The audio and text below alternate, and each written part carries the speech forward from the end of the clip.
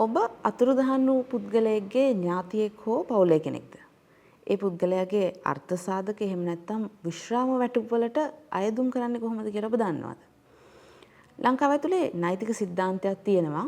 යම්කිසි පුද්ගලයෙක් අතුරුදහන් වෙලා අවුරුද්දක් ගියයින් පස්සේ ඒ පුද්ගලයා අතුරුදහන් බවට එහෙම නැත්නම් තවදුරටත් ජීවත්ව නොසිටි කෙනෙක් බවට තීන්දුවක් ලබා ගන්න පුළුවන්.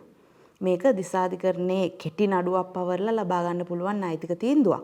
මේකට බලපාන්නේ යම්කිසි තත්වයක් ප්‍රකාශ කර ගැනීමට අදාළ නීතිය.